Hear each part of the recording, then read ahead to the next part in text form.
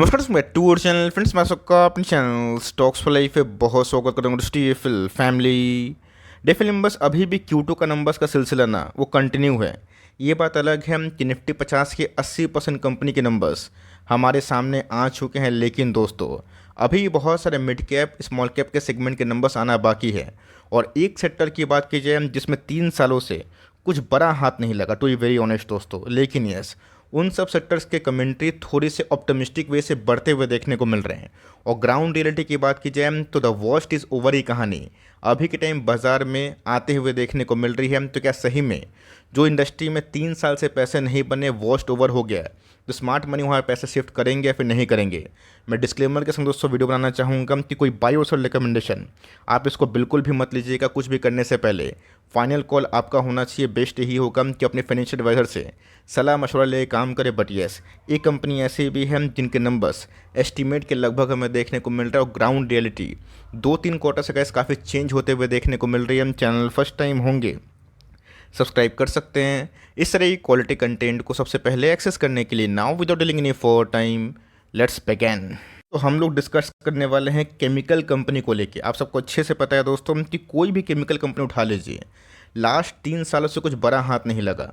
और जब से दोस्तों इंटरेस्ट रेट का साइकिल महंगा हुआ, रशिया यूक्रेन का मैटर ज़्यादा इंटेंसीफाई हुआ और ऑफ कोर्स क्रूड में तेज़ी आई, बहुत सारी कंपनीज के मार्जिन्स ना लगातार गिरते हुए देखने को मिले। और यस जब बाजार में गैस हेडविंड्स कोई सेक्टर को मिलता है ना, वो 2 साल 2.5 साल 3 साल डिनाइल मोड पे आता है। लेकिन दोस्तों जब रिकवरी के संकेत होते हैं तो बहुत विद्वान लोग बोलते हैं कि उसको ट्रैक करना चाहिए और अपने सूझबूझ से अगर कंपनी में निवेशित हैं तो कंटिन्यू करना चाहिए। बिकॉज जैसे ही स्मार्ट मनी का पैसा रिकवरी के साथ उन सब इंडस्ट्रीज़ में आता है तो कहानी चेंज भी होती है। कुछ ऐसा ही हमें देखने को मिल रहा है। 1215 करोड़ से का ईयरली रेवेन्यू 1424 जो एनालिस्ट के अनुमान से थोड़ा बेहतर होता हुआ देखने को मिल रहा है। क्वार्टरली पॉइंट ऑफ व्यू की बात कीजिए हम 1335 से हमें उसमें भी उछाल देखने को मिल रही है। तो सारी चीज़ को कैसे एडजस्ट करने के बाद अगर आप देखें कंपनी के प्रॉफिट बिफोर एसोसिएट्स की बात कीजिए तो 121 करोड़ से कितने हो चुके हैं 187 करोड़। और ऑफ कोर्स 154 से हमें उसमें भी उछाल देखने को मिल रही है। तो Q1 के नंबर्स भी एनालिस्ट के स्ट्रीट एस्टीमेट से ऊपर थे, बाजार में बुलिशनेस था। इस कंपनी को फ़ायदा हुआ, स्टॉक 5,000 से भाग के 7,000 8,000 के आसपास पहुंचा। कंपनी के नेट प्रॉफिट की बात की जाए तो जी हाँ गैस अगर आप ठीक से देखें ना, बहुत ही इंपॉर्टेंट होता है कंपनी का जो नेट प्रॉफिट 91 करोड़ से 140 करोड़ के आसपास हमें देखने को मिल रहा है। और यस क्वार्टरली प्रॉफिट में भी हमें अच्छी खासी बढ़त देखने को मिल रही है। तो जी हाँ गैस ये प्रॉफिट इतने बड़े तो नहीं हैं जिससे हमें बहुत ज़्यादा ऑप्टिमिस्टिक होने की ज़रूरत है या फिर चिल्लाने की ज़रूरत है। लेकिन यस द वर्स्ट इज़ अब ओवर की कहानी शुरू होती है तो हम लोग ये एंटिसिपेट करते हैं कि 3 साल हमने अगर कड़ा मेहनत करके पेशेंसली इसको होल्ड किया है, अगर ग्राउंड रियलिटी सुधर रहे हैं, चीज़ें ठीक हो रही है, तो अर्ली स्टेज में बस रिकवरी फेस में बेचना वो चीज़ शायद ठीक नहीं है। अब लोग अपनी मर्जी का करते हैं तो करना भी चाहिए, बिकॉज पैसे आपके हैं तो कॉल भी आपका होना चाहिए। प्राइस की बात की जाए तो जो है 7396 के आसपास चल रहा है। एक क्वार्टर पहले की बात की जाए इसने 1 साल हाई को लो टच किया था। अगर आप देखें तो बहुत ही अच्छी रिकवरी भी हमें देखने को मिली। स्टॉक ने 5000 के आसपास ही 2024 में का इस टच करने की कोशिश की थी और एक क्वार्टर में ही 5000 से भागे कितना हो चुका था 8000 के आसपास। और यहाँ पे गैस अपने टॉप से बाजार की गिरावट में इसने पार्टिसिपेट किया है। साफ साफ बता दूं इनके नंबर्स मार्केट आवर्स में ही आए थे और मार्केट ने इसका नेगेटिव रिस्पांस दिया क्योंकि बाजार में सेल ऑफ था। बट मैं आपको एस्टिमेट दिखाऊंगा कि कंपनी में जो एस्टिमेटेड नंबर्स थे वो क्या देखने को मिल रहा है। आपने देखा कि SRF के नंबर्स बहुत ख़राब थे दोस्तों, उसके बावजूद भी नेक्स्ट उतना नहीं गिरा। रीज़न क्या है?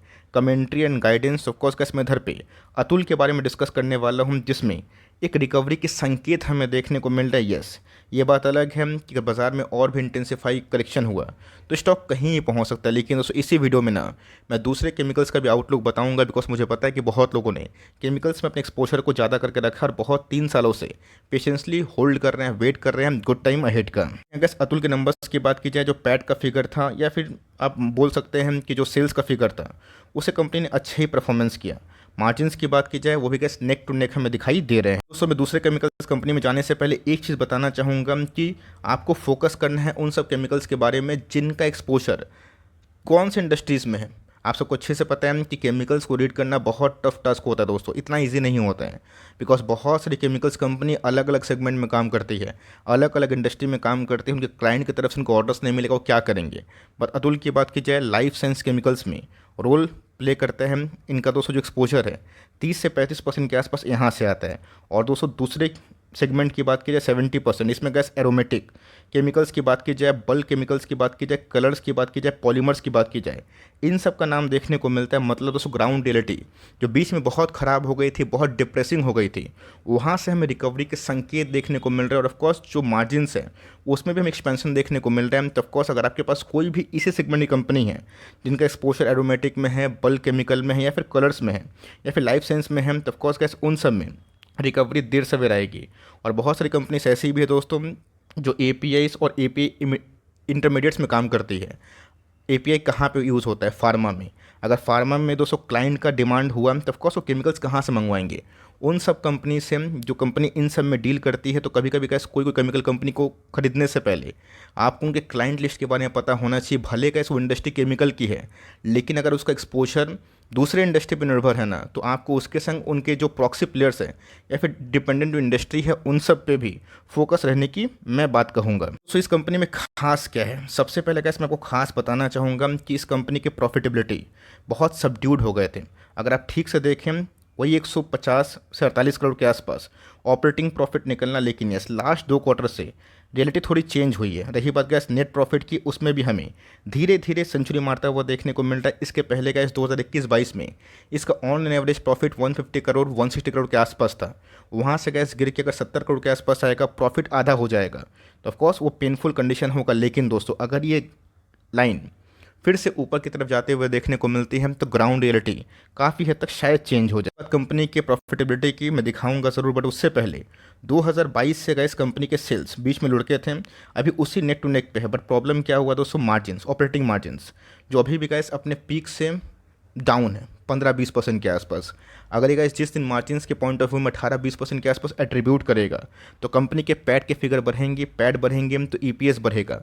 जो ईपीएस गैस बहुत 200 से लेके 109 के आसपास पहुंचा था, आज उसमें हमें थोड़ी बहुत रिकवरी देखने को मिल रही है। और ऐसे ही कुछ खेल हमें धीरे धीरे बनता हुआ देखने को मिलता है। बुलिश फेज आता है, उसके बाद अल्ट्रा बुलिश, और उसके बाद यूफोरिया, उसके बाद डिनाइल, उसके बाद पैनिक, उसके बाद सब कुछ होता है दोस्तों। लास्ट में फिर से साइकिल चलते रहता है। तो मेरा बोलने का मतलब क्या है? सिर्फ वीडियो देख के निवेश करेंगे, फंस जाएंगे, पैसे लॉस हो जाएंगे। लेकिन यस अगर आप लॉजिक देख के खुद से निवेश करेंगे और ये देखेंगे कि द वर्स्ट इज ओवर कहानी हो रही है और यहाँ पे ग्राउंड रियलिटी में रिकवरी प्रॉफिट में आ रही है, जिस दिन कैसे पीक प्रॉफिट पे पहुँचेगा या फिर इसका एस्टिमेट बाजार को समझ में आएगा ना, तब शायद जो इनिशियल रैली है फैक्टरिंग की रैली वो शायद दिखाई दे जाए। क्वार्टर की बात की जाए तो जी गैस प्रमोटर का स्टेक अनचेंज है। एफआईएस ने सरप्राइजिंगली अपने स्टेक को 3-4 क्वार्टर से बढ़ाया है, जहाँ गैस पूरा एफआईएस ने इस पूरा महीना में 1 लाख करोड़ की सेंचुरी मारी है, मतलब महा सेंचुरी। वहाँ पे गैस इधर पे बाइंग करना में बहुत इंटरेस्टिंग चीज़ है। रही बात डीएस की होल्डिंग भी काफ़ी मजबूत है और पब्लिक होल्डिंग 20% के आसपास रहती है। यहाँ गैस हमने कहाँ तक देखा तो जी गैस अभी भी दीपक नाइट्रेट के नंबर्स नहीं आए हैं। एसआरएफ के नंबर्स कहाँ थे? बहुत ही वर्स्ट केस में थे। बट कमेंट्री क्या थी? बहुत ही अच्छा होगा, द वर्स्ट इज़ ओवर। ये मैं नहीं बोल रहा हूँ दोस्तों, ये एसआरएफ के जो मेन चेयरमैन हैं उन्होंने कहा है। अगर H2 सही में, जिसमें Q3 और Q4 काउंट करते हैं, उन सब में रिकवरी होती है। बोल्ड कमेंट्री देना सिर्फ नहीं होता है, उसको साबित करना भी बहुत इंपॉर्टेंट दोस्तों। आज प्रमोटर्स ने बोल दिया तो मैंने वीडियो बनाया, आप सबको बताया, सिखाने की कोशिश की। अगर प्रमोटर्स कामयाबी से उस चीज़ को हिट कर देते हैं जो बोला है, तो ऑफकोर्स शेयर प्राइस में तेज़ी की संभावना बढ़ जाती है। गारंटी कुछ होता नहीं है। लेकिन यस अगर प्रमोटर्स ने जो बोला कि वर्स्ट ओवर और Q3 में इनके नंबर्स ऐसे ही आ गए फिर और भी ख़राब आ गए, तब तो गैस बाजार ना इसको बहुत नेगेटिव वे से लेगा। लेकिन यस यहाँ पे गैस एसआरएफ ने कुछ कैपेक्स किया है। नवीन फ्लूइड की बात की जाए नंबर्स तो फ्लैट है, लेकिन यस अगर एसआरएफ की फ्लूइड केमिकल को लेकर कमेंट्री काफ़ी बुलिश है तो नवीन फ्लूइड का भी इसका इंपैक्ट पॉजिटिव ही पड़ना चाहिए। रही बात टाटा केमिकल्स की, गुजरात फ्लोरोकेमिकल्स की, बालाजी अमाइंस की, ये सब क्या करते हैं? अमाइंस बिजनेस में है जो एपीआई में बहुत ही इंपॉर्टेंट रोल प्ले करते हैं। आरती इंडस्ट्रीज के नंबर्स का इस Q1 में ही ठीक ठाक ही थे, बट गाइडेंस इतने ख़राब थे कि आने वाले कल में जो एंटी डंप चाइना कर रहा है इसकी वजह से बहुत ज़्यादा प्रॉब्लम हो रही है। तो डंपिंग दोस्तों चाइना करेगा तो एंटी डंपिंग ड्यूटी अगर भारत गवर्नमेंट इम्पोज करता है ये कामयाबी हो सकती है। बट ये सब जगह गैस हम लोग उम्मीद करेंगे वो चीज़ सही नहीं है। तो आरती ने गैस खराब गाइडेंस दिए थे Q1 के नंबर्स के बाद, इसीलिए स्टॉक 750 से गिर के 500 के नीचे पहुंच चुका है।